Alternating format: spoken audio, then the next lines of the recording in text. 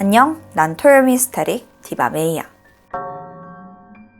2004년 5월 5일, 버지니아주의 체셔피크만 바다에서 수상한 가방을 하나 발견해. 그 안에 있던 건 사람의 다리. 이후로도 시신의 다른 부위도 차례대로 찾게 되는데 5월 11일에는 머리와 몸통이 담긴 큰 가방을, 16일에는 신체의 나머지 부위가 전부 담겨져 있는 작은 가방을 찾았지. 가방 안에 있던 시신은 모두 같은 사람이더라고.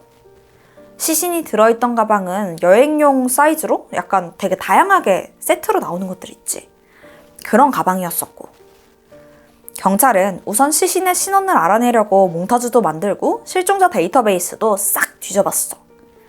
근데 이 남자가 실종자 신고는 안 돼 있었나 봐. 그 데이터베이스에 없어. 이때 아주 유의미한 제보가 하나 들어오는데 그 몽타주를 TV 광고로 내보냈었거든. 5월 21일 그 광고를 본 한 사람이 자기 친구 같다면서 제보 전화를 한 거야. 최근에 그 친구가 부부싸움을 하고 사라진 상태래. 이 이야기를 들은 경찰은 빠르게 그 남자와 DNA를 대조해봤고 정확하게 일치했지. 피해자는 39살이던 빌 맥과이거. 근데 이 사람이 여기 사는 사람이 아니야. 시신이 발견된 곳에서 480km나 떨어진 뉴저지에서 엔지니어로 일하고 있었어. 근데 480km면 4시간도 넘게 걸리잖아. 대체 어쩌다가 이 먼 곳까지 와서 잔인하게 살해당한 걸까? 자, 우선 사인을 밝혀봐야겠지. 빌은 몸과 머리에 총을 여러 발 맞아서 사망했어. 그리고 좀 특이하다고 해야 되나? 약간 특징적인 부분이 하나 있는데 토막난 채로 발견됐다고 했었잖아. 근데 그 절단 부위가 마치 수술을 받은 듯이 예리하게 잘려져 있더라고. 이런 흔적을 봐서는 칼을 쓴 경험이 있는 사람이거나 의료진일 가능성이 높다고 추측하게 돼. 보니까 빌이 결혼한 상태였어. 그의 아내는 멜라니 맥과이거.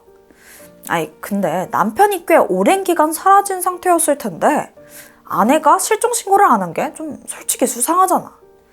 게다가 경찰이 아내 멜라니를 불러서 남편 사망 사실을 알릴 때도 좀 이상했다고 해.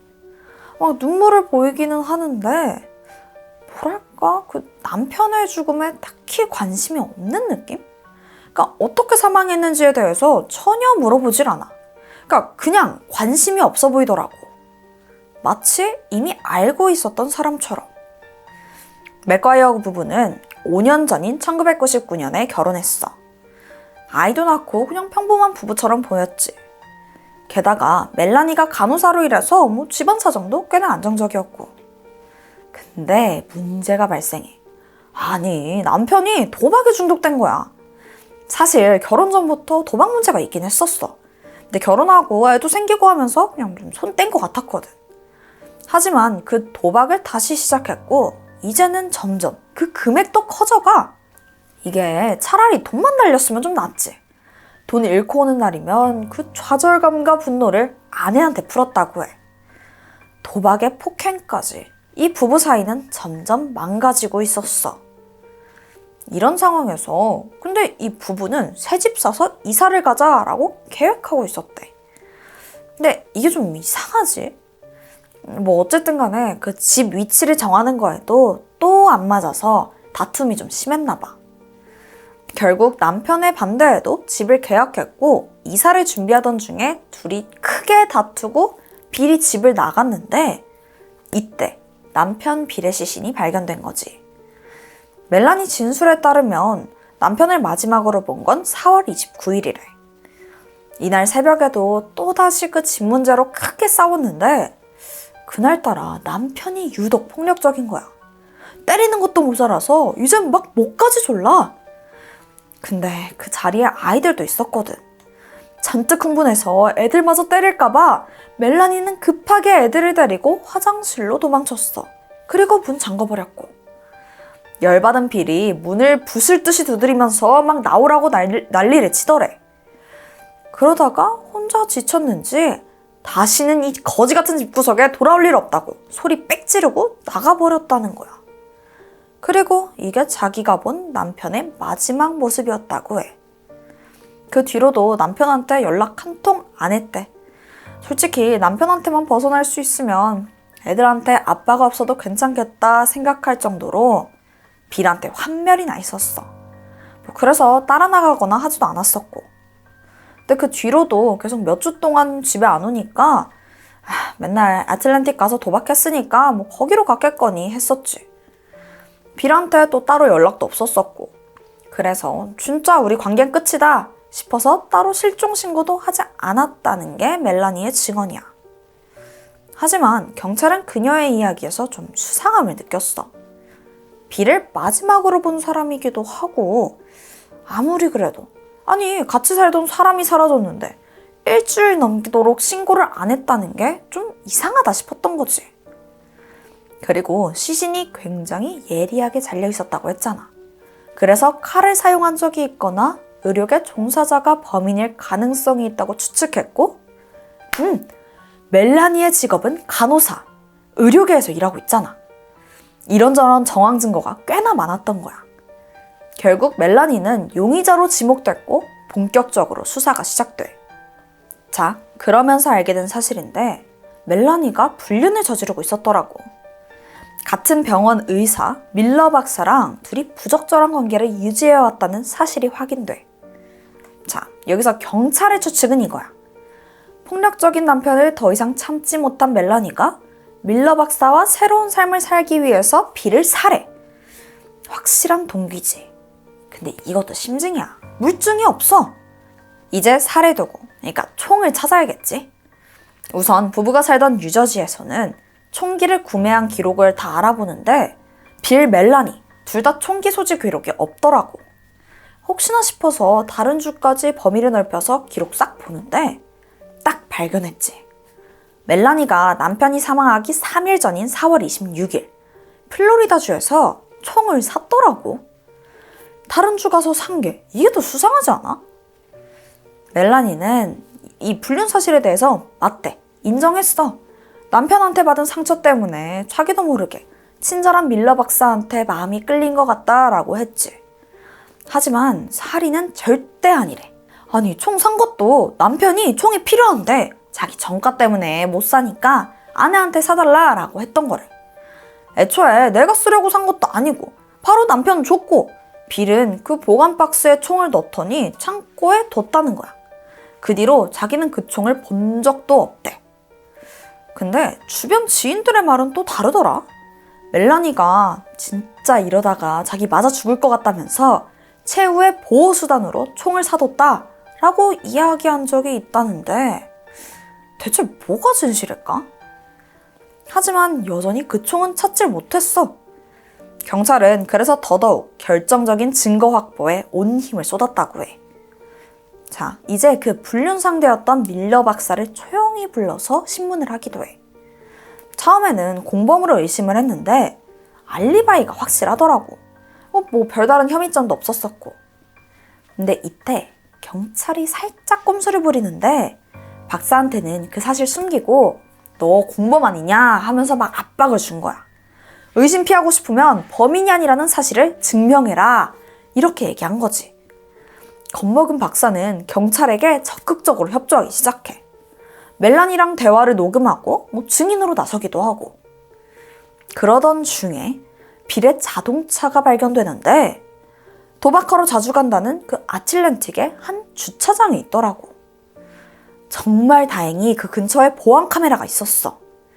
이때 이 사실을 기자가 신문에 실게 돼. 경찰이 빌의 행적과 관련된 핵심 증거를 찾았다면서 싹 보도한 거지. 이 소식을 들은 멜라니가 갑자기 경찰한테 먼저 연락해서 처음 했던 진술을 번복하더라고. 그러니까 남편이 집을 나간 이후로 쭉 못 봤다고 했잖아. 근데 사실 집 나간 당일 따라 나가긴 했다는 거야. 빌한테 그날 너무 화가 나서 아틀랜틱으로 갔어. 남편 찾아서 돌아다니는데 우연히 그의 차를 발견하게 돼. 내 차 안에는 아무도 없더라고.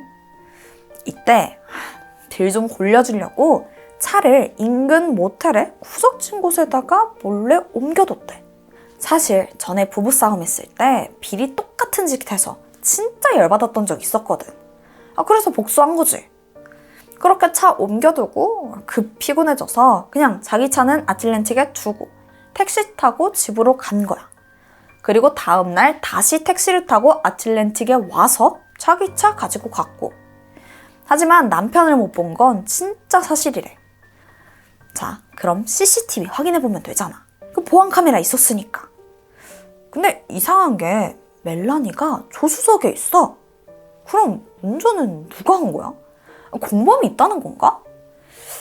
하지만 안타깝게도 CCTV 화질이 너무 안 좋아서 운전석에 있던 사람은 끝까지 확인할 수가 없었어. 경찰은 우선 발견된 빌의 차를 감식했고 그 안에서 빌의 피부 조각과 또 진정제병 그리고 주사기를 발견하게 돼. 발견된 진정제 구매처를 추적해보는데 그 밀러 박사 병원에서 처방전이 발급됐고 멜라니의 아기들 어린이집에서 한 5분 거리에 있는 약국에서 픽업이 됐더라고. 심지어 이 처방전의 서명이 멜라니의 필체로 추정됐었고. 그리고 멜라니의 톨게이트 결제 내역도 좀 수상했어. 5월 4일 델라웨어로 갔다는 그 기록이 남아있는 거야. 근데 델라웨어가 뉴저지에서 아틀랜틱으로 가려면 꼭 지나쳐야 되는 그 중간 지점이거든. 근데 이상한 게 그녀가 톨게이트 회사에 전화를 걸어서 그 결제 내용 좀 삭제해달라고 했다는 거. 이 사실에 대해서 멜라니한테 추궁을 하니까 아니 자기가 이사갈 집에 가구가 필요한데 델라웨어는 부가세가 없어서 좀 싸게 살 수 있길래 거기로 갔다는 거야.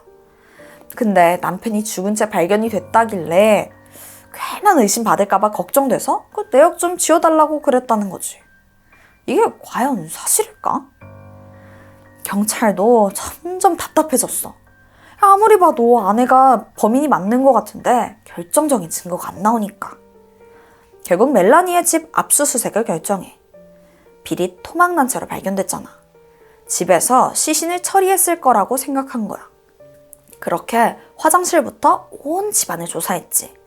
바닥 부셔서 배관 내부까지 다 드러냈었고. 그리고 루미날 검사로 혈흔 반응도 확인하는데 완전 반전. 집에 아무것도 없어. 유일하게 좀 수상한 점이라곤 컴퓨터에서 나온 검색 기록 정도? 근데 그게 진짜 수상하기는 해. 인슐린 치사량, 치명적인 독, 농약, 검출되지 않는 독극물 이런 걸 검색했더라고. 2005년 6월 25일 경찰은 지금까지의 정황과 간접 증거들을 토대로 멜라니 맥과이어를 1급 살해 혐의로 체포하게 돼. 검찰에서 추정한 사건의 타임라인은 이래. 멜라니가 간호사로 일하던 병원에 브래들리 밀러 박사와 부적절한 관계를 유지해오다가 그와 함께 새 삶을 살기 위해서 남편 살해를 계획했고 총 구입 후 처방전을 위조했어. 그리고 4월 26일 오전 아이들을 어린이집에다가 데려다 주고 집으로 돌아와서 남편한테 약을 주입한 후 총으로 살해. 그리고 시신을 토막냈고 3개의 여행용 가방에 나눠 담은 거야. 마지막으로 남편이 스스로 사라진 것처럼 꾸미기 위해서 빌의 차량을 아틀란틱의 구석진 주차장에 가져다 둔 거지. 검찰은 그 증거로 총기를 구입한 기록과 허위 처방전으로 구매한 진통제, 남편이 사라진 날 했던 진술을 번복한 점과 마지막으로 인터넷 검색 기록과 빌의 차에서 발견된 그의 작은 피부 조직을 증거로 제시했지. 그리고 시신에 담긴 가방에서 멜라니가 일하는 병원의 담요도 발견되면서 검찰은 그녀가 범인임을 확신했어. 변호인은 검찰이 제출한 증거 중에 확실한 직접적인 증거는 전혀 없다면서 멜라니의 무죄를 주장하더라고. 빌은 결혼 전부터 도박을 즐겨했고 그로 인한 빚도 상당했으며 이를 갚지 못해서 애틀랜틱 범죄 조직한테 살해당했을 거다. 집 전체에 루미놀도 뿌리고 배관까지 다 드러냈는데도 아무것도 나오지 않지 않았냐. 남편 차에서 발견된 그의 피부 조직도 아니 애초에 멜라니 차에서 나온 것도 아니고 피해자 본인 차인데 그게 살아있을 때 다쳐서 떨어져 나온 건지 시신에서 나온 건지 확실하지 않지 않냐. 그건 증거로 보기 어렵다고 하는 거야. 치열한 법정 공방은 계속 이어졌어. 배심원단이 무려 4일 동안 고민했다고 해. 2007년 4월 23일 결국 멜라니는 1급 살인, 불법 무기 소지 및 시신 훼손에 대해서 유죄를 선고받아 판사는 66년 후에 가석방을 신청할 수 있는 종신형을 선고했지. 하지만 멜라니는 끝까지 자기는 남편을 죽이지 않았다면서 엄마 없이 남겨진 아이들이 불쌍하다고 눈물을 흘렸다고 해. 여행용 가방 살인사건으로도 불리는 이 이야기의 주인공 멜라니는 수감된 지 16년이 지난 현재까지도 자신의 무죄를 호소하고 있어. 진짜 범인은 세상 밖에서 자유로운 삶을 살고 있다고 주장했고, 그녀가 말하고 있는 진짜 범인은 누구일까? 공범? 아니면 또 다른 제3자? 사실 오늘 스토리 진짜 헷갈리는 것 같아. 여러분 생각은 어때? 과연 멜라니가 진짜 범인이 맞을까? 진실은 멜라니 본인만 알겠지. 그럼 난 다음 영상으로 찾아올게. 그때까지 다들 건강하고. 지금까지 토요미스테리 디바메이였어. 안녕하세요. 토요미스테리 디바메이예요. 오늘 사건은 진짜 특이해요. 사건 전개가 완전히 막막했는데 고양이 털 한 가닥으로 아주 극적으로 범인을 찾아낸 진짜 짜릿한 사건이거든요. 빨리 여러분들한테 전해드리고 싶어요. 그럼 지금 바로 시작해보겠습니다. 여기는 캐나다에 위치한 프린스 에드워드라는 섬이야. 인구가 14만 명 정도 되는 되게 아담한 곳인데, 그 빨간 머리 앤 알지? 그 스토리의 배경이 되었을 만큼 되게 아름다운 곳이거든. 그러던 1994년 10월 7일, 이 평화로운 섬에서 예상치 못한 사건 하나가 발생하게 돼. 일단 169번 고속도로 근처에서 차량 한 대가 발견되는데 상태가 심상치 않더라고. 번호판도 없었고 버려진 것 같았어. 근데 문제는 이 앞유리랑 차 안 곳곳에 막 피가 튀어 있는 거야. 뭐야, 이거 딱 봐도 차 안에서 무슨 일이 벌어진 것 같잖아. 일단 이 차가 누구 거인지 확인해 봐야겠지? 경찰은 바로 차량 소유주를 조회해봤는데 셜리 두가이라는 32살의 여성이었어. 근데 수상한 점은 더 있었지. 4일 전, 그러니까 10월 3일부터 이 여자가 가족들하고 전혀 연락이 되질 않았더라고. 혹시 가출이냐고? 근데 글쎄, 사실 듀가이한테는 아이가 5명이나 있었었고 또 엄마로서 아이들을 되게 잘 챙겼었거든. 근데 아무 말도 없이 갑자기 가출을 했다? 이건 좀 이상하잖아. 게다가 듀가이의 그 자동차 모습도 심상치가 않았었고, 경찰은 곧바로 실종에 대한 수사를 시작하게 돼. 이후 수사는 꽤 오랫동안 진행됐어. 당연히 그 섬 전체를 대대적으로 수색했는데 그나마 그녀의 차가 발견된 곳에서 몇 마일 정도 떨어진 곳에 삽이랑 듀가이의 피가 묻은 베개, 그리고 비닐봉지에 쌓여있는 한 쌍의 스니커즈, 그리고 가죽 자켓을 발견했어. 꽤 유의미한 증거를 찾은 거잖아. 그래서 바로 조사해봤지? 근데 이 스니커즈랑 가죽 자켓이 듀가이 건 아닌 것 같은 거야. 왜냐면 사이즈가 너무 커. 딱 봐도 남성용 제품인 거지. 심지어 이 가죽 자켓에서는 듀가이의 피가 엄청나게 많이 묻어있더라고. 경찰은 이 물건이 사건 당시에 범인이 입고 있던 거라고 추정하게 돼. 근데 얼마 안 가서 경찰이 유력한 용의자를 바로 지목하게 되는데 그건 바로 듀가이랑 사실혼 관계에 있던 전 남자친구 더글라스 비미 씨라는 사람이었어. 경찰이 이렇게 생각한 데에는 다 이유가 있어. 일단 듀가이가 실종된 걸로 추정되는 10월 3일, 이웃들의 증언에 따르면 두 사람이 막 큰 소리를 지르면서 싸우는 소리가 들렸대. 그럼 평소에 사이가 안 좋았던 걸까? 우선 이 커플에 대해서 조금 더 알아보자면 두 사람은 12년 동안 동거를 하면서 5명의 아이를 낳을 정도로 그냥 부부랑 다름없는 사이였어. 그런데 어느 순간부터 비미 씨가 폭력성을 드러내기 시작하는 거야. 듀가이가 이걸 참다 못해서 법원에 접근 금지까지 신청할 정도였지. 듀가이가 이 프린스 에드워드 섬으로 이사간 것도 다 비미 씨한테서 도망가려고 그런 거였었대.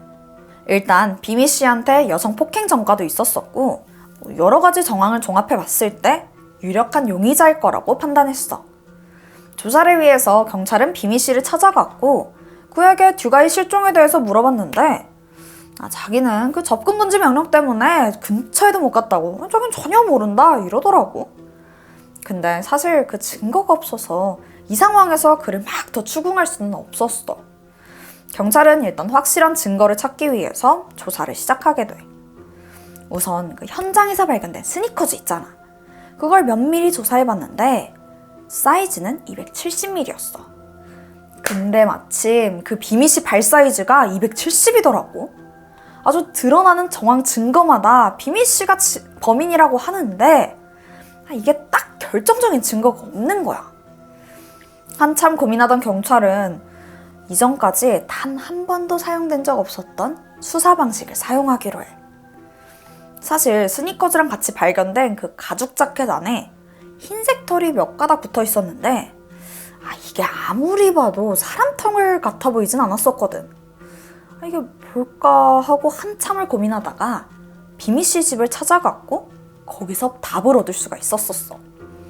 비미 씨가 스노우볼이라는 새하얀 고양이를 키우고 있던 거지. 그 가죽 자켓에 듀가이 DNA만 나와서 이게 비미 씨 거라고 약간 얘기하기엔 무리가 있었거든. 만약 이 흰색 털이 스노우볼의 거라면 이야기가 달라지는 거지. 하지만 당시는 90년대 후반이었잖아. 그때 당시만 해도 살인의 증거품으로 고양이 털을 감식한다? 이게 좀 낯설기도 했었고 애초에 그 동물 DNA를 검사하는 그런 곳조차 찾기가 힘들었었어. 그러니까 전례가 없는 방식이었었거든. 우선 경찰은 다른 증거품들 DNA를 검사했던 연구소에다가 혹시 고양이 DNA 확인이 가능한지 물어봤는데 사람의 것만 검사할 수 있다면서 거절했다고 해. 그 밖에도 수많은 연구소에 다 전화 돌려가면서 부탁했는데 검사가 가능한 곳이 없는 거야. 그러던 중 스티븐 오브라이언이라는 박사가 선뜻 도와주겠다면서 그 제안을 받아들이게 돼. 오브라이언 박사는 미국 메릴랜드주 국립암연구소에서 실험실을 운영하고 있었는데 마침 인간의 유전질환 치료법을 찾으려고 반려묘에 대한 연구를 하고 있었거든. 검사를 하는 과정도 근데 꽤 복잡했어. 스노우볼은 캐나다에 살았었고 그 연구실은 미국에 있잖아. 고양이의 혈액 샘플을 옮기는 것부터가 쉽지가 않았던 거야. 그래서 샘플이 오염되거나 또 변형되지 않도록 경찰들이 직접 혈액 샘플을 들고 비행기를 타고 왔다 갔다 계속 했다고 해. 그렇게 모두의 노력 끝에 검사를 끝낼 수 있었었고 그 결과 가죽 자켓의 흰색 털이 스노우볼과 완벽하게 일치한다는 걸 밝혀내게 돼. 근데 이게 끝이 아니야. 한 가지 문제점이 있었는데 그게 작고 고립됐다는 그 섬의 지리적 환경 때문에 섬 안의 고양이들이 전부 같은 유전자를 갖고 있을 수도 있다라는 가능성이 생긴 거지. 그러니까 사람으로 치자면 거기가 집성촌 같은 환경이었던 거야. 오브라이언 박사는 추가 검증 과정이 필요하다고 생각했고 섬에 다른 고양이들의 혈액 샘플을 다 채취해서 또다시 DNA 검사를 해봤지. 경찰과 연구원들이 다들 긴장하면서 결과를 기다리고 있는데 다행히 결과는 경찰의 손에 들어줬어. 스노우볼을 포함한 섬에 있던 고양이들 모두 다른 DNA를 가지고 있었던 거지. 가죽 자켓에서 발견된 털이 스노우볼의 털이 아닐 확률이 4,500만 분의 1이었다고 해. 그러니까 이건 완전 그냥 확실한 거야. 와, 드디어 이제 증거를 잡은 거지. 경찰은 바로 비미 씨를 불러서 추궁하기 시작해. 근데 문제가 하나 더 있다? 이게 풀릴 듯이 그냥 풀리질 않아. 그게 아직 듀가이가 사망했는지 확인이 안 되는 거야. 그 시신이 발견되질 않아서 여전히 실종 상태로 남아있었거든. 비미 씨가 진짜 얄미운 게 그 사실을 알고 자기는 아니라고 완강히 부인했던 거지. 아니 애초에 시신이 없는데 어떻게 자기가 범인이냐 막 이랬던 거야. 이 상태로 수사는 더 진행되질 못하고 속절없이 시간만 흘러가. 경찰이 추가적인 증거를 찾으려고 노력을 했지만 별다른 증거는 없었었고 그렇게 몇 개월이나 그냥 지나가게 됐는데 그러던 1995년 5월 6일 노스앤모어 산림구역에서 듀가이의 시신이 발견돼. 그녀의 시신은 누군가의 무덤 옆에 유기되어 있었었고 또 상당히 부패한 상태였어. 또한 온몸에 심각한 폭행 흔적이 남아있는 데다가 손은 등 뒤로 결박되어 있었었고 목이 질린 흔적까지 남겨있더라고. 너무나 처참한 상태였어. 그녀가 사망 전에 얼마나 고통을 받았을지 그게 상상도 안 되더라고. 이 모든 상황을 봤을 때 이건 타살이 틀림이 없었지. 듀가이의 시신이 발견됐으니까 이제 비미 씨를 살인 혐의로 기소할 수가 있잖아. 경찰은 곧바로 비미 씨를 체포했고 신문을 시작하는데 끝까지 자기 혐의를 부인하더라고. 하지만 그의 폭행 전과 또 수많은 정황 증거 그리고 그가 얼마나 폭력적이었는지 주변 사람들의 증언까지 이 모든 게 비미 씨한테 유리할 리가 없었지. 1996년 7월 19일 재판은 시작됐고 오브라이언 박사는 증인으로 재판에 참석해서 이 검사 과정과 결과에 대해서 자세하게 증언했어. 이 재판은 고양이의 DNA가 살인의 증거로 채택되느냐 마느냐로 큰 관심을 받았는데 이게 여태까지 단 한 번도 없었던 케이스고 이게 증거로 제출한다는 것 자체가 경찰과 검찰한테도 엄청난 도전이었거든. 결국 재판부는 고양이의 DNA를 살인을 입증할 유력한 증거로 채택했어. 비미 씨는 끝까지 부인했는데 그한테는 유죄 판결이 떨어졌고 재판부는 그에게 종신형을 선고했지. 이 사건은 전 세계에서 최초로 동물의 DNA가 재판의 증거로 채택된 케이스가 된 거야. 고양이나 강아지의 털을 검사하는 법의학 분야가 아예 없었던 건 아닌데 본격적으로 유전자 분석이 이루어진 적은 없었었고 그 연구 결과가 그 주인의 살인을 입증되는 데 쓰인 건 더더욱 흔치 않은 일이었거든. 어쨌든 경찰과 오브라이언 박사의 이 집요한 노력 끝에 이전에는 없던 방식으로 하나의 살인사건이 해결될 수 있었어. 이 사건을 계기로 미국과 영국은 반려동물에 대한 DNA 데이터베이스를 구축하기도 했었었대. 한편 비미 씨는 종신형을 선고받은 이후에도 2번이나 항소를 신청하면서 자기 범행을 끝까지 부인하더라고.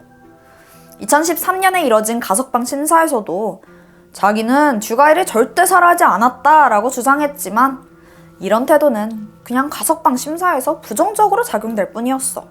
심지어 수감 중 진행된 정신과 검사에 따르면 가까운 사람들에게는 폭력성을 드러낼 가능성이 높다는 결과가 나오기도 했어. 이에 가석방 심사는 비미 씨가 다시 사회에 풀려나면 안 되는 그런 위험 인물이라고 판단했고 그의 가석방 신청을 기각했지. 근데 이렇게까지 아니라고 한다고? 근데 진짜 이렇게 오랜 시간 동안 부인하는 거 보니까 혹시 2명이 아닌가 싶었거든? 그러던 2022년 비미 씨는 심장마비가 오면서 건강이 급격히 안 좋아졌고 이제 죽을 날이 얼마 안 남았구나 싶었나 봐. 그니까 그제서야 자기 범행을 인정했다고 해. 그러면서 하는 말이 죽기 전에 인생에 남은 죄를 청산하고 싶다 이러더라. 진짜 어이가 없지. 죽음을 앞두고서야 자기 죄를 인정한 그 비미 씨가 죽기 직전까지 죄책감에 고통스러워하길 바랄 뿐이야. 비미 씨는 현재까지도 감옥에 수감되어 있어. 그는 듀가이를 잔혹하게 살해하면서 자기 반려묘인 스노우볼이 자기 발목을 잡을 거라고 전혀 생각하지 못했을 거야. 솔직히 나도 진짜 신기했거든. 이 사건 이후에 세계 각지에서는 동물의 DNA를 재판의 증거로 활발하게 이용하기 시작했어. 이 재판이 법의학계와 범죄 수사의 한 획을 그은 거나 다름없는 거지. 이렇게 점점 더 범인을 잡을 수 있는 방식이 다양해지고 있다는 게 우리한테는 너무나 반갑고 다행인 소식인 것 같아. 현재는 동물들 털뿐만 아니라 배설물들도 또 그 증거로 활용될 수 있을 정도로 기술이 많이 발전했다고 하더라고. 유퀴즈에서 박지성 교수님이 하신 말씀이 있지? 범죄를 저지르면 곧 잡힌다. 모두 너보다 똑똑하다. 끈질긴 노력으로 수사 해결뿐만이 아니라 수사 방식의 발전에도 큰 기여를 한 캐나다 경찰과 오브라이언 박사, 그리고 고양이 스노우볼에게도 박수를 보내고 싶어. 오늘 내가 준비한 스토리는 여기까지야. 그럼 나는 새로운 스토리로 다음 주에 찾아올게. 지금까지 토요 미스테리 디바 메이였습니다.